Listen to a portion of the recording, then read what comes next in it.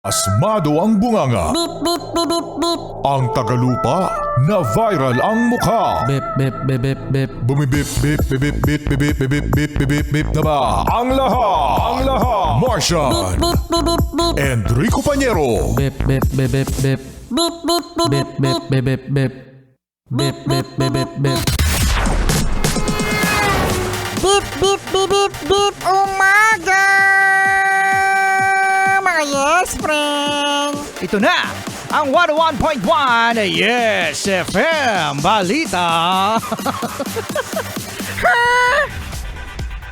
Asawa ni Senador Robin Padilla na si Mariel Padilla na bash dahil sa kanyang drip session sa loob ng Senado.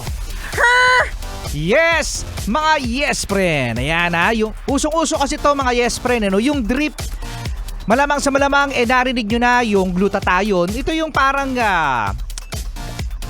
dextrose. Pagkatapos meron tube, tapos ini-inject sa mga veins dahil sa nakakaputi. Oo, meron din naman mga vitamin C. At eto nga! Ano nga? Nilinaw ni Mariel Padilla na hindi glutathione ang kanyang ginawang drip session sa loob ng Senado kung hindi vitamin C.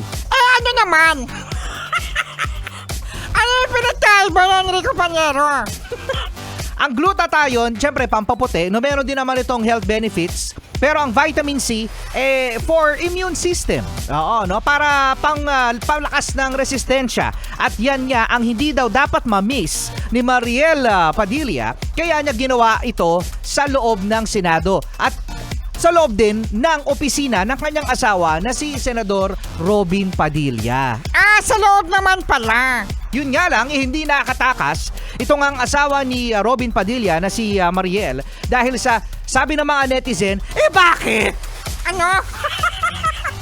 Bakit niya mo gagawin sa loob ng Senado? Parang wala daw respeto, habang nagkakaroon ng session. Pagkatapos hindi naman daw willing maghintay para sa bahay na lang gagawin. Wala kayong pakialam. Wala kayong pakialam kasi pera naman yun ni Mariel. Pero sabi nga Martian, hindi daw yon ang tamang lugar para gawin ang drip session. Ay?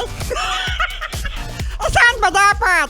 Pwede daw sa bahay o kaya sa clinic ng mga drip session kung saan nakikita naman natin yan meron din kasing home service.